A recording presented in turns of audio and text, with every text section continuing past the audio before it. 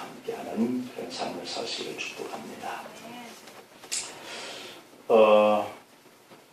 우리 교회 표원대 한번 외쳐볼까요? 거룩한 교회 다시 세상 속으로. 시작. 거룩한 교회 다시 세상 속으로. 아멘. 아멘.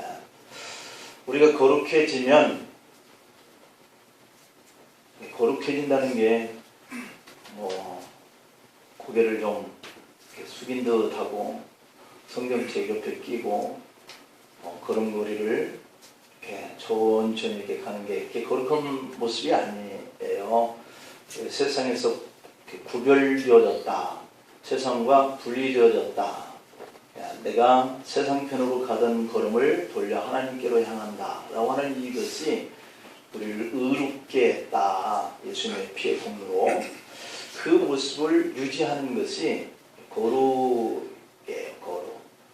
그래서 우리가 믿음으로 하나님의 삶의 모습을 세상 속에 이렇게 가지고 들어가는 거, 이거를 금년에 이루자, 그런 얘기거든요. 어느 날 밤 유대인 지도자 중에 한 사람인 니고데모가 예수님을 한밤중에 찾아왔습니다. 그런데 그에게 한 가지 고민이 있어서 예수님을 찾아온 거예요. 지금까지 니고데모 스스로가 생각하기를 나는 하나님을 잘 믿어왔다라고 자부를 했는데 그의 마음 깊은 곳에서 무언가 모를 갈증이 있었던 거죠. 사람이 죽으면 어떻게 되는가 하는 문제가 계속해서 가슴속에서 물음으로 이렇게 자기 자신에게 되묻는 거죠. 사람의 죄는 어떻게 해결할 것인가 하는 이러한 물음을 자기 자신에게 계속 주어지는 거죠. 자기가 하나님을 잘 믿어왔다라고 생각을 했는데도 불구하고 이 문제가 자기 스스로의 마음 안에서 해결점을 찾지 못하는 이런 가운데 있는 거죠. 인간이라고 하는 것이 무엇이고 또 영생이란 과연 어떤 것인가, 만약에 있다면 누가 그 나라에 들어갈 수 있는가 하는 등등의 질문들이 스스로에게 꼬리를 물고 자꾸 자기에게 대두되고 있는 이런 문제가 바로 이 하나님의 아들이다 라고 세상에 오신 예수님이 복음을 전하는 이 가운데에 뭔가가 답이 있을 것 같은 생각이 자꾸 드는 거예요. 그래서 니고데모는 한밤중에 그런 문제를 해결을 해보고자 예수님께 찾아와서 이런저런 이야기를 나누게 된 거죠. 바로 이 앞부분에 그러한 내용들이 기록되어 있는 거죠. 그리고 하나님이 세상을 이처럼 이렇게 사랑하사 독생자를 주셨으니 이는 저를 믿는 자마다 멸망치 않고 영생을 얻게 하려 하심이니라, 이렇게 예수님이 하시는 말씀을 듣게 된 거예요. 왜 예수님은 많은 사람들 앞에서 이 말씀을 하시지 않고 찾아온 니고데모와 대화하던 그 끝에 이 말씀을 그 1대1에게 이 말씀을 하셨나라고 하는 거죠. 사실 이 말씀은 비밀이잖아요. 하나님을 믿는 자에게 하나님은 이렇게 사랑해서 그를 멸망시키지 않고 영생의 길로 이끌어 간다? 이거는 정말 대단히 큰 비밀인 거죠. 왜 예수님은 많은 사람들 앞에서 이 말씀을 하시지 않고 자기 자신에게 혼자 찾아온 이 니고데모에게 이 비밀의 말씀을 했느냐? 그것은 바로 하나님의 사랑은 1대1의 사랑이기 때문에 그런 거예요. 모든 사람의 한 사람 한 사람마다 다 이와 같이 사랑하시는 줄 믿습니다. 그래서 하나님의 사랑의 대상은 한 사람 모든 각 사람마다예요. 마치 사랑할 대상이 딱 한 사람밖에 없는 것처럼 우리를, 그리고 혹은 나를 사랑하는 그런 사랑을 가지고 우리를 대하시는 줄 믿습니다. 하나님의 그 온 열정 그리고 그 희생을 다해서 사랑하는 그 대상이 누구든지 이처럼 사랑하시는 그러한 분이시다는 거죠. 사실 이 말씀을 우리가 듣고 너무도 엄청나기 때문에 감히 이 믿음을 엄두도 낼 수 없는 그러한 말씀이잖아요. 그래서 그런지 사람들은 이 말씀을 잘 믿을 수가 없어요. 그래서 잘 안 믿잖아요. 하나님이 자기를 사랑한다? 이처럼 사랑한다? 이 사실을 믿으려 하지 않는 거죠. 바로 우리가 성경 속에 기록되어 있는 인물 중에 베드로 같은 사람, 또 이 가룟 유다 같은 사람, 이 두 사람의 차이가 뭘까 생각해 볼 수 있죠. 이 두 사람의 차이는 그런 거예요. 베드로는 우리와 같은 사람이라고 볼 수 있어요. 베드로는 예수님을 믿었는데 그가 3번씩이나 예수님을 모른다고 부인을 해요. 하나님이 이처럼 그를 사랑해 주셨건만 그처럼 사랑을 받은 베드로가 예수님을 3년씩이나 쫓아다녔다고 하는 이 베드로가 자신에게 이 목숨의 이투렘이 찾아올 때에 나는 그를 알지 못하는 사람이다. 그리고 마지막 3번째는 그에게 욕까지 해가면서 저주다. 이렇게 성경에 기록되어 있는데 그렇게 표현을 하면서까지 나는 예수님 모른다. 이렇게 얘기한 사람이잖아요. 그래서 문득 그것을 깨닫게 되는 날 베드로는 어둠컴컴한 곳에 나가서 통곡하면서 울잖아요. 그리고 그는 용서를 받아요. 그러나 가룟 유다라고 하는 사람은 하나님의 사랑을 믿을 수가 없었다는 거죠. 3년 동안이나 따라다니면서 그의 말씀과 가르침을 받았는데도. 그래서 자신의 한 일을 너무도 크게 탄식을 하는 거예요. 그리고 그는 자살합니다. 베드로는 자신의 죄를 통회하고 용서를 받고 하나님의 큰 일들을 감당하는 사람이 되었는데 이 가룟 유다도 똑같이 베드로 못지않게 범죄를 했는데 그것을 자기 자신이 너무 크게 무겁게 받아들이는 거예요. 이렇게 큰 죄와 무거운 죄를 가지고 있어도 이처럼 사랑하사라고 하는 그 사랑의 속에 들어가면 통회하고 용서를 받을 수 있는데 그렇게 말씀하신 의미를 이 가룟 유다는 이해를 못하는 거죠. 그리고 그는 탄식하면서 자살합니다. 여기서 이 회개라고 하는 뜻이 무엇이다 라고 하는 것을 우리는 다 잘 알고 계시리라고 믿습니다. 소극적으로는 죄를 뉘우치는 것만이 아니라 또 적극적으로는 하나님의 그 놀라운 이런 용서를 기대하면서 그분 앞에 나가는 것, 이게 바로 회개라고 하는 거예요.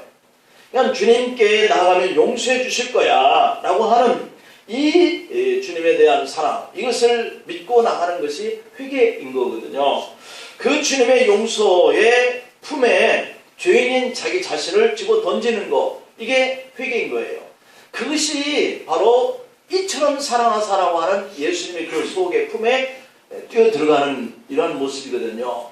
이처럼 사랑하사라고 하는 이 품은 바로 이렇게 배반하고 예수님을 팔기 위해서 돈을 받고 라고 하는 것까지도 능히 가능한 그런 사랑이거든요. 하나님이 보실 때 한 영혼은 거대한 우주보다도 더 귀하게 여기셔요. 그래서 예수님은 사람이 만일 온 천하를 다 얻고도 자기 목숨을 잃으면 무슨 유익이 있겠느냐, 그렇게 말씀하시면서 자기 목숨을 무엇과 바꿀 수 있겠느냐라고 그 영혼, 그 목숨, 이것을 천하보다도 더 값지게 여기시는 분이시거든요. 이것이 우리를 용서하신 이처럼 사랑하사라고 하시는 예수님의 사랑이에요. 그래서 하나님은 여러분과 저를 사랑하신 줄로 믿습니다. 그래서 우리는 베드로와 같이 허물투성이지만 또 주님의 품에 안기면 우리의 죄가 사해진다라고 하는 그 큰 사랑이 예수님께 있으니 또 오늘 또 우리가 주님 앞에 나오는 거거든요. 그런데도 사람들은 그 예수님의 사랑을 알지 못해요.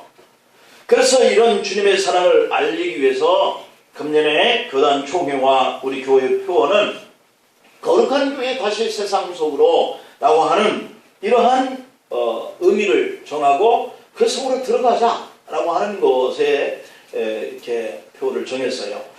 지금부터 100년 전 1919년 3.1 운동 당시에 우리 기독교인들이 20만 명 정도였다라고 그럽니다. 우리나라의 전체 인구의 약 한 1600만 명 중에 있을 때에 기독교인들은 1.25%밖에 되지 않았다라고 하는 거죠. 그러나 한국 교회는 민족의 희망이었고 그 시대의 빛이 되었었다는 거예요. 1.25%밖에 안 되는데도 온 국민이 교회를 존중했고 많은 그러한 지성인들이 교회를 찾았어요. 이것은 교회가 하나님이 부르신 그 시대적인 소명을 잘 감당했기 때문에 그런 거거든요. 그때는 핍박도 받고 감옥에도 갔고 죽음도 당하는 이러한 시기였는데 이 성도들이 그럼에도 불구하고 하나님 앞에 나가는 것을 보고 그들은 존경했다라고 하는 거죠. 오늘날 우리는 그런 핍박과 그런 목숨을 아끼지 않고 그들을 향해서 나가지 않잖아요. 그렇기 때문에 오늘 우리가 다시 교회가 거룩해졌으면 좋겠다. 세상과 분리되고 구별되도록 저들이 인정해주는 이러한 모습을 회복해야 되지 않겠나. 그렇게 회복되기를 원하는 것이 우리가 작년의 표어였어요. 그러면 이제는 우리가 그렇게 세상 사람들처럼 살지 않고 그들이 존경할 만한 그러한 자리에까지 우리가 믿음을 가지고 회복되어진 상태 속에 모습을 갖추면 세상 속으로 들어가자라고 하는 거거든요. 이것은 교회가 하나님이 부르신 그 시대적인 사명을 우리가 감당하자는 차원인 거예요. 특별히 작년 2017년은 마틴 루터가 종교개혁을 시작한 지 500주년을 기념했던 그 해였고 우리 기독교가 제2의 종교개혁을 이렇게 해야 할 그런 시점이 왔다 이렇게 외쳤던 것이죠. 그리고 2019년은 3.1운동 100주년을 맞이했던 그 해인데 이 때를 지음해서 우리 한국교회가 다시 민족의 희망으로 자리매김을 하려면 초대교회의 모습으로 다시 거룩한 교회로 거룩한 성도로 이렇게 변화를 입고 세상 속으로 마을로 주민들 속으로 들어가자. 마을로 주민들 속으로 이렇게 들어가자. 이렇게 포스터에 그렇게 써놨죠. 이러한 역사적인 그러한 사명을 우리가 따르기 위해서는 102회의 총회 주제를 거룩한 교회 다시 세상 속으로 라고 이렇게 정하는 겁니다. 세상 속으로 라고 하는 이 말은 이 시대뿐만 아니라 모든 시대를 관통하는 그러한 하나님의 부르심에 따르는 그러한 어떤 순종이죠. 이제 우리는 금년에 다시 한번 거룩한 교회로서 각자가 복음으로 무장을 하고 마을과 주민들에게 들어가야 되겠다라고 하는 이런 결의를 우리 여러분들도 다 같이 마음에 이렇게 결심했으면 좋겠습니다. 거룩한 교회가 세상 속으로 들어가지 않으면 교회의 본질을 망각하게 된다는 거죠. 부를 쫓거나 어떤 땅을 투기식으로 많이 자꾸 산다거나 자꾸 세상 사람들보다 더 이렇게 어떤 경제적인 어떤 부를 쫓아가거나 또 이러한 모습들이 결코 세상 앞에 우리 교회의 본질적인 모습이 아니다라고 생각하고 있거든요. 그렇기 때문에 우리가 잃어버리는 그러한 교회, 잃어버리는 그러한 성도의 모습을 우리가 이제는 버리자.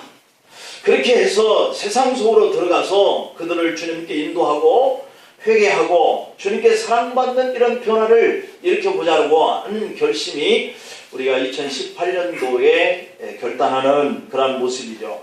그래서 오늘 본문에 요한복음 3장 16절 17절 말씀은 바로 이러한 사명을 감당할 수 있는 복음의 핵심이고 또 이 시대에 하나님 주시는 가장 강력한 그러한 메시지이기도 하다라고 하는 거예요.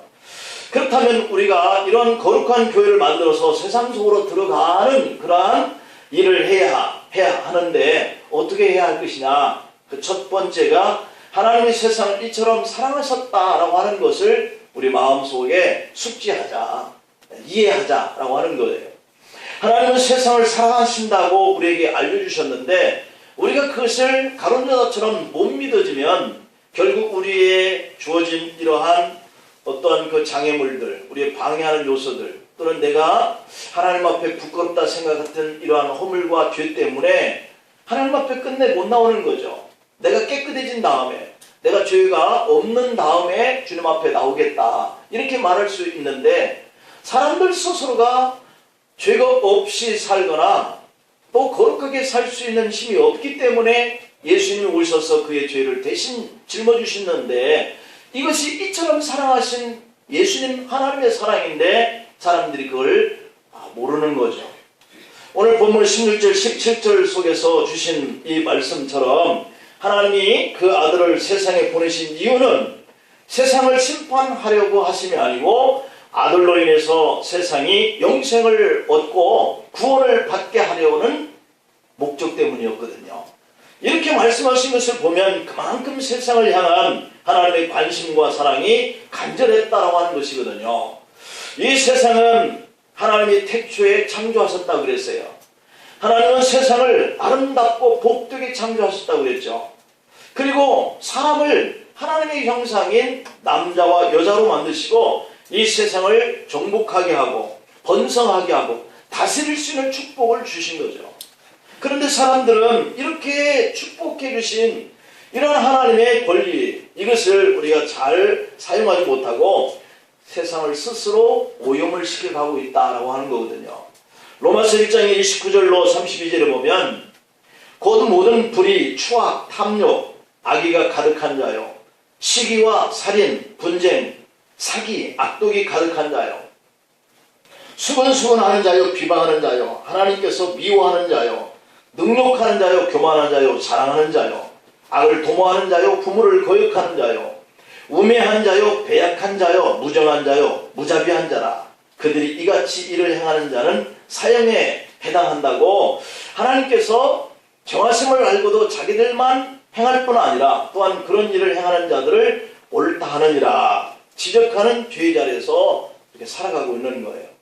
지금 이 로마서 1장의 29절부터 32절에 열거되고 있는 이 내용이 바로 오늘 우리가 세상에 살면서 세상을 오염시키고 악하게 만들고 죄의 가운데 살아가게 만드는 요소들이죠.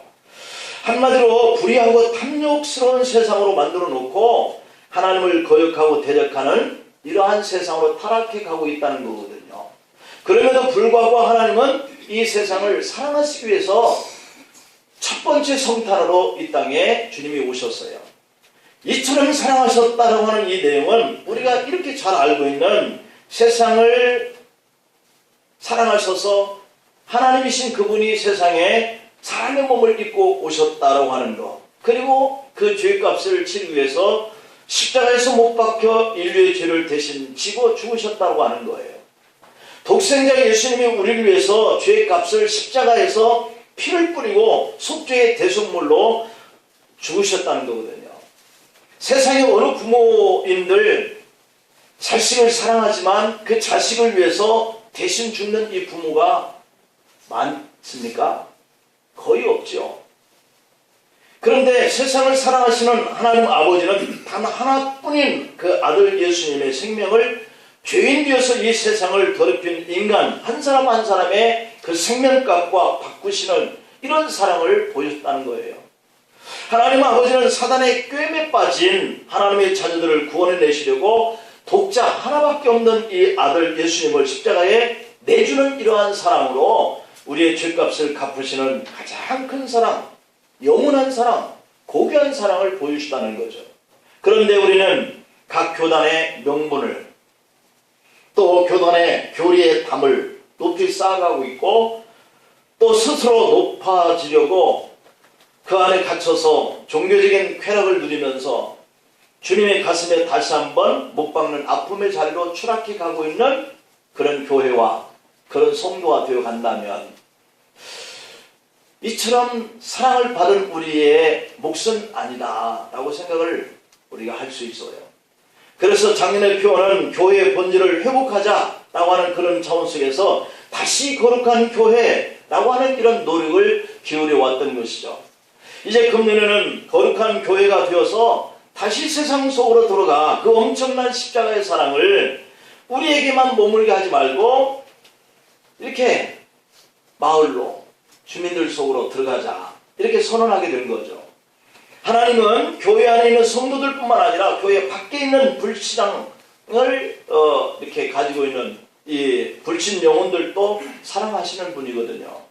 하나님은 집안에 있는 장남만 편안히 먹고 살기를 이렇게 잘 살기를 원하시는 분이 아니라 하나님은 집 나간 둘째 아들이 회개하고 돌아오기를 문 밖에 서서 기다리시는 이런 분이시죠.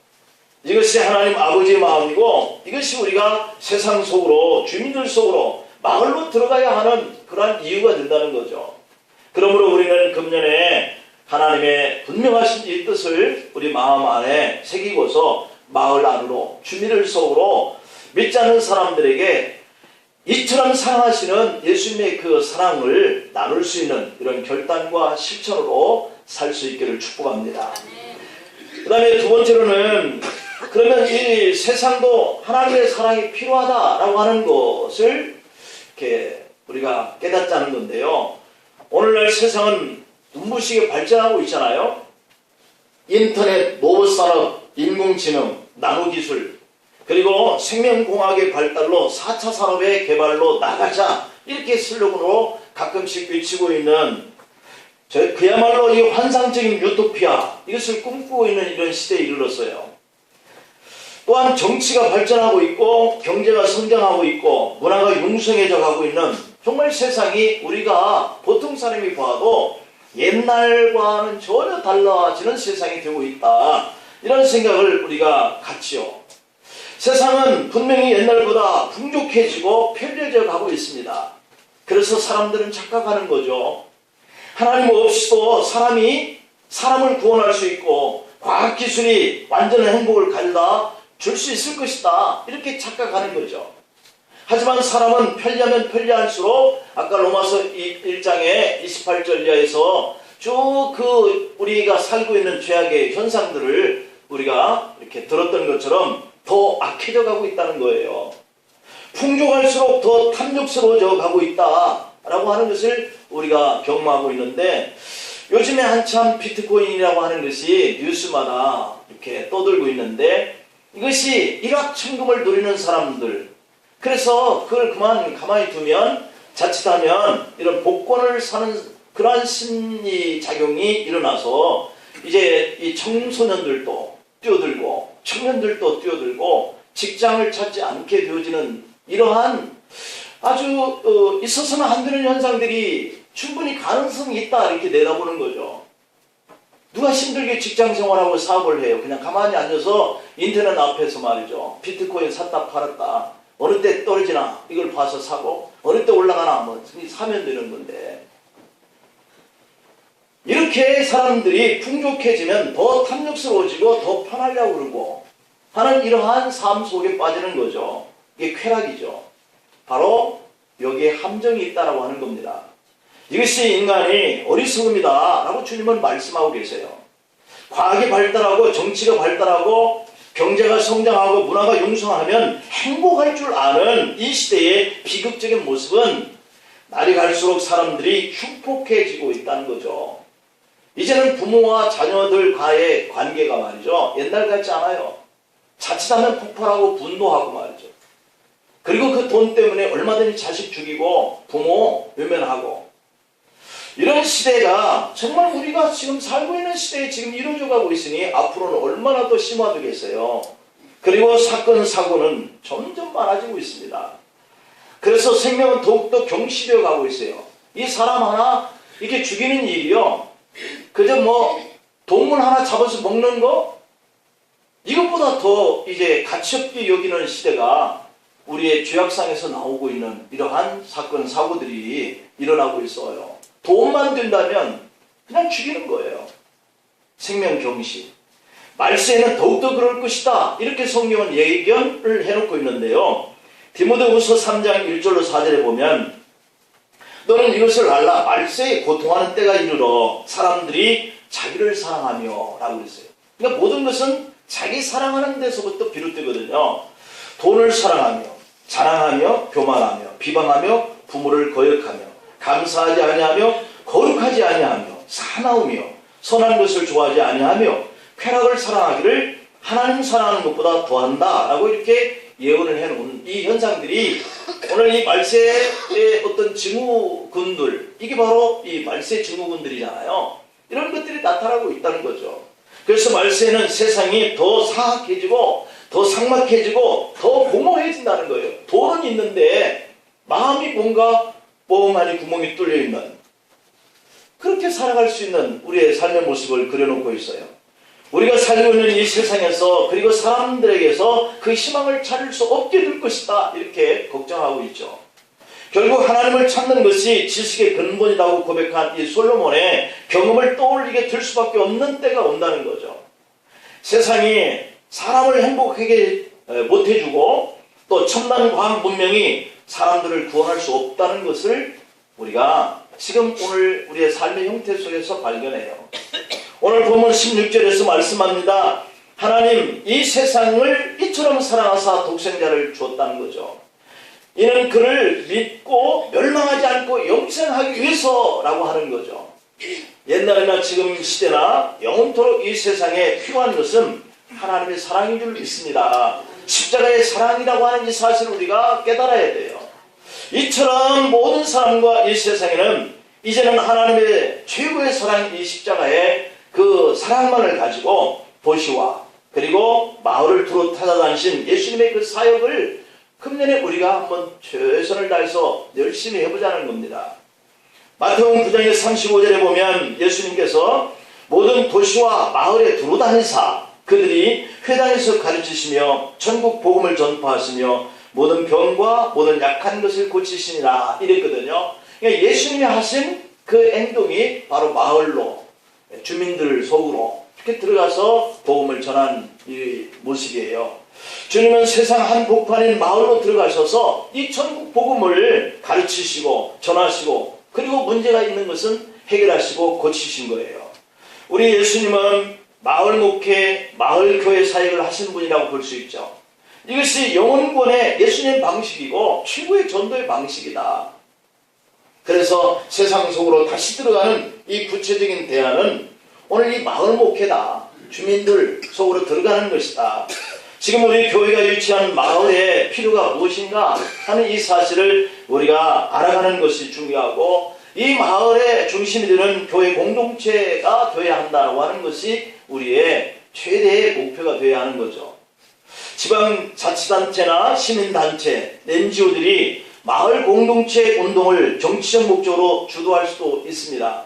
그러나 이제는 교회가 그러한 것들을 주도해 가고 이처럼 사랑하신 예수님의 그 사랑 정신을 가지고 또한 그들에게 나가야죠.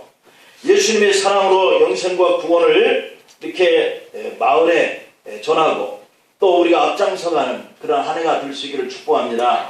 마지막으로 하나님이 우리를 세상으로 보내셨다라고 하는 의미를 생각해 보면 오늘 17절에 보니까 하나님 그 아들을 세상에 보내셨다 이렇게 얘기하고 있어요. 하나님이 그 아들 예수님을 세상에 보내신 것처럼 또한 우리는 예수님을 통해서 세상으로 보내졌다는 거죠. 마태복음 28장의 19절 이하에 보면 그러므로 너희는 가서 모든 민족을 제자로 삼아 아버지와 아들과 성령의 이름으로 세례를 베풀고 내가 너희에게 분부한 모든 것을 가르쳐 지키게 하라. 볼지어다 내가 세상 끝날까지 너희와 항상 함께 있으리라. 믿으시길 바랍니다. 사도행전 1장 8절에 보면 땅끝까지 이르러 내 증인 되라 이렇게 얘기하셨고 요한복음 17장의 18절에 보면 하나님이 나를 세상에 보내신 것 같이 나도 너희를 세상에 보내노라 이렇게 말씀하고 계세요. 금년에도 우리의 생명을 연장해 주시고 또 하나님이 우리를 세상에 보내셔서 복음을 전하는 증인으로 임명했다라고 하는 이 사실을 저와 여러분들이 다시 한번 깊게 생각할 수 있기를 바랍니다. 복음으로 무장한 거룩한 교회가 되고 또 세상을 알고 세상 속으로 들어가는 저와 여러분들이 되기를 하나님이 바라시는 거죠. 지금 우리가 들어가야 할 이 세상은 참 다양화되어 있습니다. 다양한 생각들을 가지고 살고 있고 다양한 욕구를 충족시키려고 하고 있고 다양한 생활 방식을 하고 있는 이러한 사회 현상이 있어요. 이러한 다양성의 시대에는 우리 교회도 다양한 그러한 복음 전하는 이런 형태가 만들어져야 된다는 거죠.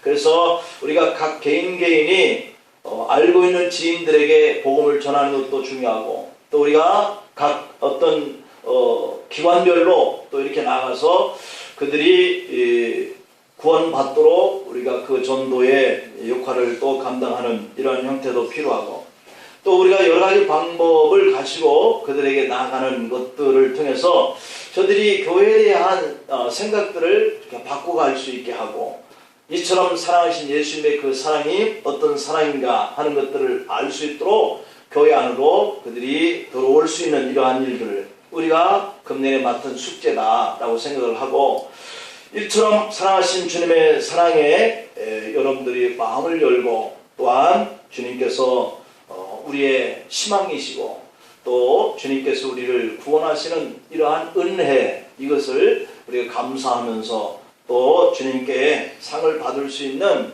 그러한 길이 바로 이 복음에 전하는 일이라는 생각을 여러분들이 가지고 사시기를 축복합니다. 기도하십니다. 하나님 아버지 감사합니다.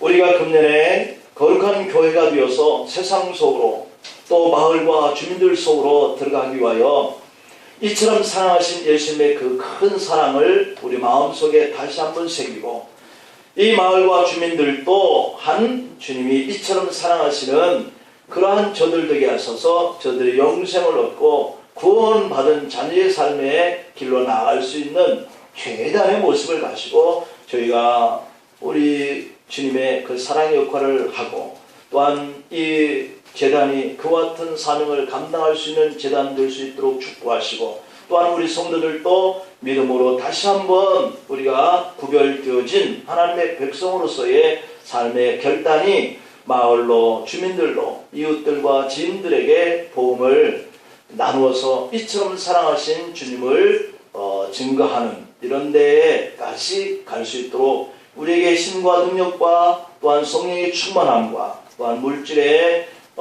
필요한 것들과 그리고 우리를 강건하게 세워주시옵소서. 예수님의 이름으로 기도하옵나이다. 아멘.